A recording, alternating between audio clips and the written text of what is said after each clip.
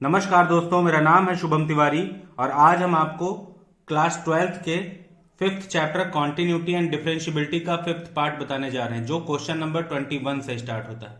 तो क्वेश्चन हमारे पास है, discuss the continuity f x is equal to sine x plus cos x, sine x minus cos x, sine x into cos x. अगर हम sine x को जी मान लें और कॉस एक्स को एच मान लें, तब अगर जी कॉन्टिन्यूअस है अलग प्रूव कर लें, एच कॉन्टिन्यूअस है अलग प्रूव कर लें।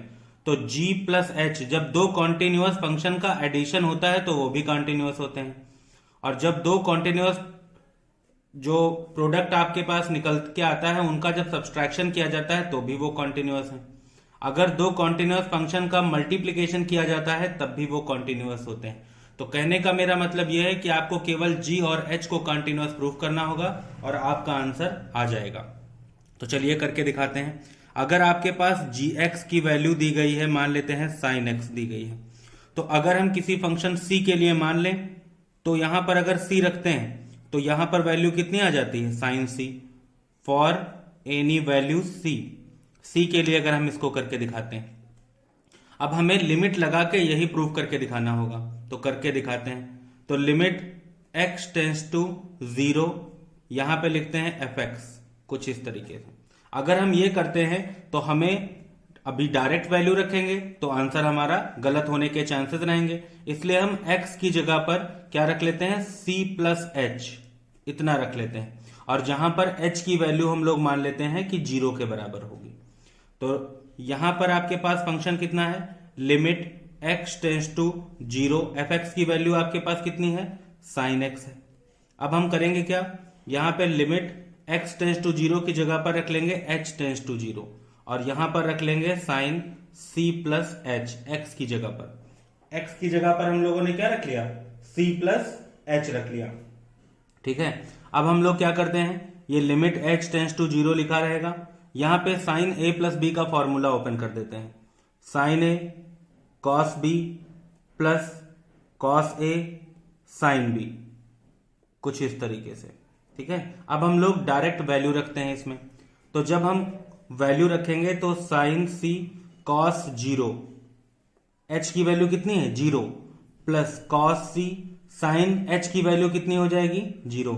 साइन 0 की वैल्यू कितने के बराबर होती है, 0 की, तो ये फंक्शन 0 हो जाएगा पूरा। और यहां cos 0 की वैल्यू कितने के बराबर होती है, 1 के, तो आपके पास आंसर कितना आ जाएगा, साइन c आ गया। अब आप देखिए, इक्वेशन नंबर 1 हमारी ये थी, इक्वेशन नंबर 2 हमारी ये है, दोनों 1 और 2 आपस में इक्वल हो गए ना, तो इसका मतलब ये एक कॉन्टिन्यूअस फंक्शन हो गया। हमारे पास hx दिया गया है cos x, चलिए प्रूफ करते हैं कॉन्टिन्यूटी किसी पॉइंट c के लिए। अगर हम लोग डायरेक्ट यहां x की जगह पे c रख लेते हैं तो hc आ जाता है, और यहां पर क्या हो जाता है, cos c, ये हमारी फर्स्ट इक्वेशन हो गई। अब हम लोग लिमिट लगा के इसको लिख लें, x टेंस टू 0, और यहां पर लिख लें hx। मान लेते हैं कि x की वैल्यू c प्लस h के बराबर है, जहां पर h की वैल्यू कितनी है 0, किसी एक फंक्शन के लिए तो करना ही था। तो हम लोगों ने यहां पर x टेंस टू 0 की जगह रख दिया h टेंस टू 0, और cos x की जगह पर रख लिया c plus h. Formula open कर दीजिए, limit h tends to 0 cos a cos b minus sine a sine b, value रखिए तो cos c लिखा रहेगा, यहां cos 0 आ जाएगा, यहां पे साइन c लिखा रहेगा, यहां पे साइन h की जगह कितना आ जाएगा 0, साइन 0 की वैल्यू 0 होती है, cos 0 की वैल्यू 1 होती है, cos c आपके पास आ जाएगा, ये तो 0 ही हो जाएगा। अब ये हो गई इक्वेशन नंबर 2। अब इक्वेशन नंबर 1 और 2 आपस में क्या हो गए, इक्वल, तो इसका मतलब ये भी कॉन्टिन्यूअस प्रूफ हो गया। उतना लिखने के बाद में अब हम पहले वाले का आंसर क्या लिखते हैं, when two continuous functions are added then resultant will also be continuous, क्योंकि हमने साइन x और cos x को पहले ही कॉन्टिन्यूअस प्रूफ कर लिया है। जब दो कॉन्टिन्यूअस फंक्शन का सब्सट्रैक्शन होता है तब भी ये कॉन्टिन्यूअस होते हैं, यानी कि resultant will also be continuous. और जब दो कॉन्टिन्यूअस फंक्शन का प्रोडक्ट होता है यानी मल्टीप्लीकेशन होता है तो रिजल्टेंट जो होता है वो भी कॉन्टिन्यूअस हो जाता है। तो ये हमारा पहला आंसर हो गया, यानी 21 का आंसर हो गया।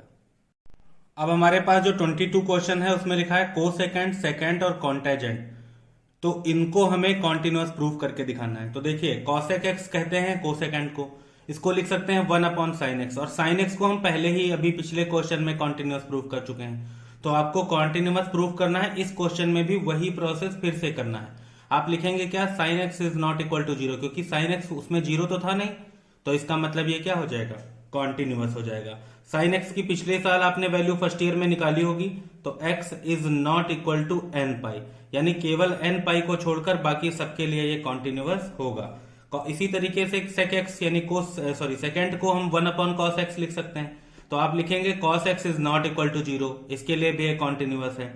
इसमें हम लोगों ने पिछले साल क्या पढ़ा था, x is not equal to, इसकी स्टैंडर्ड वैल्यू कितनी होती थी, 2n+1 पाई बाई 2, केवल इसको छोड़कर बाकी सबके लिए कॉन्टिन्यूअस होगा।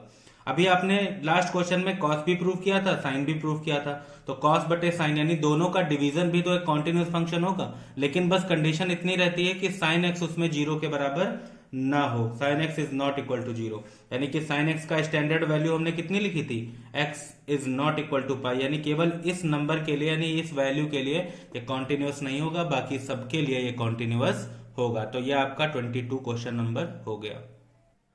हमारे पास क्वेश्चन नंबर 23 दिया गया है। ये क्वेश्चन दिया गया है तो इसमें 3 केस बनते हैं कि x छोटा है जीरो से, x बड़ा है और बराबर है जीरो के। ये हमारे पास 3 केसेस बनकर तैयार होते हैं। तो पहले नंबर पे पहले के लिए करते हैं। अब आप देखिए, अगर आप एफ सी किसी पॉइंट के लिए लेते हैं तो यहां पर साइन x की जगह कितना आ जाएगा, c, नीचे कितना लिखा रहेगा, c लिखा रहेगा, ठीक है। अगर अब आप लिमिट भी ले लेते हैं, चलिए लिमिट लेके देखिए, x टेंस टू c के लिए, तो फंक्शन तो वही लिखेंगे ना, एफ एक्स, यानी कि limit x tends to c, और फंक्शन आपके पास क्या रहेगा, साइन x अपॉन एक्स। इसमें अगर वैल्यू भी रखते हैं तो साइन c अपॉन c ही आती है। इक्वेशन नंबर 1 और इक्वेशन नंबर 2 आपस में क्या हो गई, इक्वल, तो इसका मतलब ये भी एक कॉन्टिन्यूअस फंक्शन हो जाएगा। ग्रेटर देन के लिए देखते हैं, तो अगर आप फंक्शन एफ सी लेते हैं तो या ग्रेटर देन के लिए ये फंक्शन लेना पड़ेगा ना, x+1, यानी यहाँ पर वैल्यू कितनी आएगी, c+1। इक्वेशन नंबर 1 आपकी ये हो गई। अगर अब आप लिमिट लगाते हैं x tends to c, function लिखते हैं एफ एक्स, तो फंक्शन तो जीरो से बड़े के लिए x+1 ही आएगा। तो अगर आप यहाँ पे c रखना चाहते हैं तो x की जगह जब c रखते हैं तो आ जाएगा c+1। इक्वेशन नंबर 1 और इक्वेशन नंबर 2 आपस में क्या हो गए, इक्वल, तो इसका मतलब ये कॉन्टिन्यूअस फंक्शन हो जाएगा। अब हम केस थर्ड देखते हैं जिसमें c is equal to zero के लिए।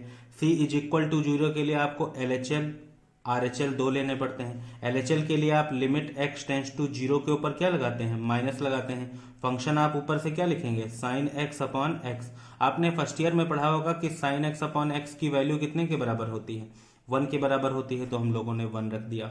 अब हम लोग RHL ले लेते हैं। जब हम लोग RHL लेंगे तो लगाएंगे limit x tends to zero के ऊपर प्लस, और जीरो से बड़ी वैल्यू के लिए फंक्शन हमारे पास कितना रहेगा, x+1। अगर x की जगह जीरो रख देते हैं तो 0+1 दैट इज कितना आ जाता है, 1। अब देखिए, इक्वेशन नंबर 1 इसको मान ले, इक्वेशन नंबर 2 मान ले, तो दोनों इक्वल हो गए ना, तो इसका मतलब ये एक कॉन्टिन्यूअस फंक्शन हो जाएगा।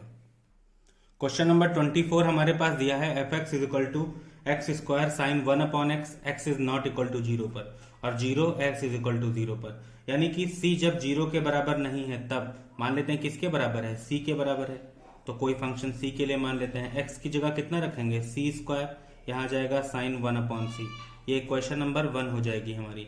अब अगर हम लिमिट लगा के भी लिखना चाहें x टेंस टू c के लिए फंक्शन एफ एक्स, तो फंक्शन तो सेम यही रहेगा ना, तो हम लोग अगर x की जगह c रखते हैं तो c square sine 1 upon c ही आ जाता है। इक्वेशन नंबर 1 और इक्वेशन नंबर 2 आपस में क्या हो गई, इक्वल, तो इसका मतलब ये एक कॉन्टिन्यूअस फंक्शन हो जाएगा। अब हम लोग जीरो के लिए देखते हैं, तो यहां पर आप देखिए जीरो की वैल्यू कितनी दी गई है, जीरो की वैल्यू दी गई है जीरो के बराबर।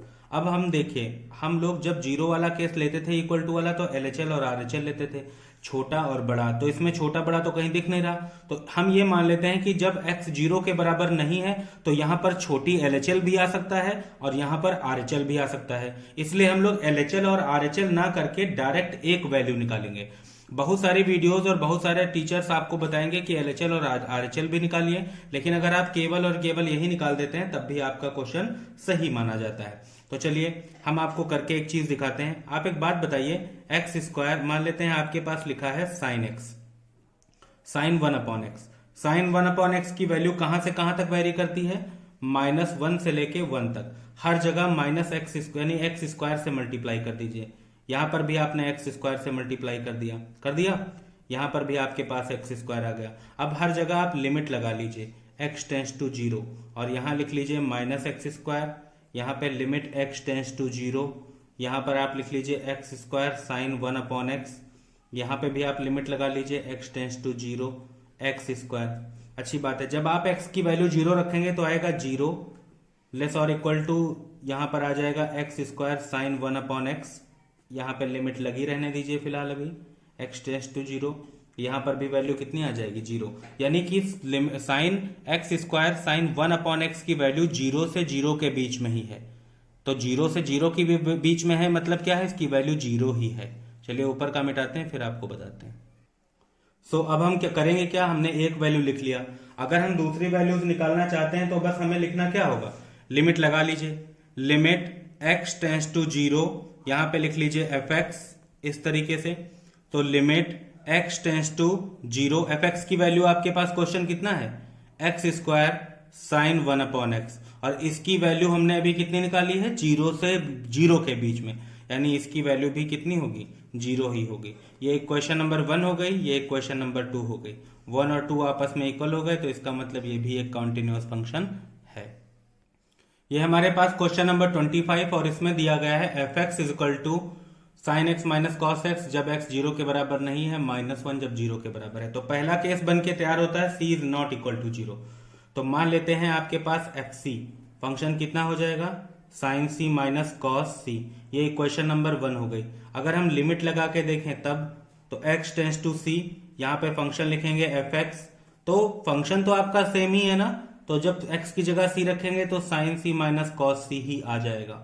इक्वेशन नंबर 2, 1 और 2 आपस में क्या है, इक्वल, तो इसका मतलब ये एक कॉन्टिन्यूअस फंक्शन हो गया। अब c इज इक्वल टू 0 के लिए आप देखिए f0 is equal to value कितनी दी है, -1। अच्छी बात है। अब आप एक बात बताइए कि हम हमेशा 0 के बराबर जब लेते थे तो LHL और RHL लेते थे, यानी कि 0 से छोटी और 0 से बड़ी वैल्यू के लिए, इसमें कहीं दिया है 0 से छोटी 0 के बड़ी, नहीं ना। तो x is not equal to 0 को ही हम मान लेते हैं कि शायद यहाँ पर एक 0 से छोटी वैल्यू हो, शायद यहाँ पर 0 से बड़ी वैल्यू भी हो सकती है। अब हम लोग करेंगे क्या, लिमिट x टेंस टू 0 और अपना क्वेश्चन लिख लेते हैं, यानी कि sine x minus cos x लिख लेते हैं।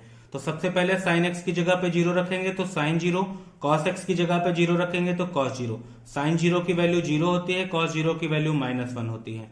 हमारे पास आ जाएगा -1, इक्वेशन नंबर 2। इक्वेशन 1 और 2 आपस में क्या हो गए, इक्वल, तो इसका मतलब ये कॉन्टिन्यूअस फंक्शन हो जाएगा। ये हमारे पास क्वेश्चन नंबर 26 और इसमें लिखा हुआ है fx की वैल्यू ये दी गई है और f π/2 की वैल्यू दी गई है 3। अब हम लोगों को ये प्रूव करना है, यानी कि k की वैल्यू निकाल के देनी है। तो देखिए हम लोग लगा देते हैं लिमिट x टेंस टू π/2 और यहां पे लिख देते हैं fx, यानी कि limit x tends to π/2, fx की वैल्यू ऊपर से रख लेते हैं, k cos x upon π-2x। अब आप एक बात बताइए, यहां पर x की वैल्यू π/2 तो रख नहीं सकते क्योंकि x is not equal to π/2 है ना। तो हम लोग x की वैल्यू π/2 प्लस h रखेंगे, जहां पर h की वैल्यू 0 के बराबर होगी। इससे क्या होगा, हमारा क्वेश्चन भी सही हो जाएगा और h की वैल्यू तो 0 है ही, कोई हमें प्रॉब्लम नहीं आएगी। अब देखिए लिमिट यहां पे लिख लेते हैं h टेंस टू 0, यहां पर k, यहां cos x की जगह पे लिख लेते हैं π/2 प्लस h, और नीचे कितना लिख लेंगे, π-2x की जगह π/2 प्लस h लिख लेते हैं। ठीक है। अब देखिए लिमिट h टेंस टू 0, यहां k की जगह k, cos a plus b का फॉर्मूला लगाइए, cos a cos b minus sine a sine b, ये हो जाता है फॉर्मूला। और नीचे क्या लिखा है, π-2 का मल्टीप्लाई, तो 2π/2, 2 का h में मल्टीप्लाई तो 2h, 2 से 2 कैंसिल हो गया। अच्छी बात है। अब हम लोग लिमिट रखना स्टार्ट करते हैं। अगर अब हम लोग लिमिट रखें तो लिमिट क्या आ जाएगी, ध्यान से देखिए, यहां पर k लिखा है, k लिखा रहेगा, ठीक है। cos π/2, cos π/2 की वैल्यू कितनी होती है, 0, तो 0 का cos h में मल्टीप्लाई, इसकी वैल्यू होती है 0, तो 0 का मल्टीप्लाई 0, माइनस साइन π/2 की वैल्यू 1, तो आपके पास क्या बचेगा, साइन h बचेगा, और नीचे आपके पास क्या बच जाता है, यहाँ पे पाई से पाई कैंसिल हो जाएगा, बचेगा माइनस का 2h, ठीक है। और यहां पर लगा था लिमिट h टेंस टू 0, यह आपके पास लगा रहता है। तो देखिए k की वैल्यू k लिखी है आपके पास, ये माइनस से माइनस कैंसिल हो जाएगा, 2 आगे आ जाएगा, यानी हम लोग लिख सकते हैं k/2, और यहां बचेगा आपके पास limit h tends to 0, minus से minus cancel, sine h upon h, और साइन h अपॉन h की वैल्यू कितनी होती है, 1 होती है, यानी कि आपके पास क्या आ गया, k/2। अच्छी बात है। यहां पे देखिए हमने लिखा है limit x tends to π/2 fx, और इसकी वैल्यू कितनी है आपके पास, 3 वैल्यू है। अब यहां पर वैल्यू कितनी आ गई थी, 1। सो अब हम लोग देखते हैं कि यहां लिखा है limit x tends to π/2 fx, और इसकी वैल्यू कितनी दी गई थी, 3, यानी कि हम यहां पर करके दिखा देते हैं। लेफ्ट हैंड साइड की वैल्यू कितनी, 3, और राइट हैंड साइड की वैल्यू कितनी, k/2। तो 2 का जब 3 में मल्टीप्लाई होगा तो k की वैल्यू कितनी आ जाएगी आपके पास, 6। ये आंसर हो जाएगा। क्वेश्चन दिया गया 27 की x इज इक्वल टू 2 पर ये क्वेश्चन हमारा कॉन्टिन्यूअस है। सो कॉन्टिन्यूअस का मतलब मैंने आपको बता दिया था कि जब इक्वल टू लिया जाता है तो LHL और RHL दोनों क्या होते हैं, सेम। LHL में क्या लिखते हैं, x टेंड्स टू 2 के ऊपर क्या लगाएंगे, माइनस लगाएंगे, यहां पे लिखेंगे fx, और यहां पर लिमिट x टेंड्स टू 2 के ऊपर क्या लगाएंगे, प्लस, और यहां क्या लिखेंगे, fx। 2 से छोटी वैल्यू के लिए हमारे पास क्या है, kx², तो k और x की वैल्यू कितनी है, 2 का स्क्वायर, और हमारे पास 2 से बड़ी वैल्यू के लिए फंक्शन कितना है, 3, तो 2 2 जा 4 इज इक्वल टू 3, यानी k की वैल्यू कितनी आ गई आपके पास, 3/4। ये हमारा आंसर हो गया। आशा करता हूं कि आपको ये वीडियो पसंद आई होगी। अगर आपका कोई सुझाव है तो हमें कमेंट बॉक्स में जरूर बताएं। कृपया चैनल को सब्सक्राइब जरूर करें। धन्यवाद। जय हिंद, जय भारत।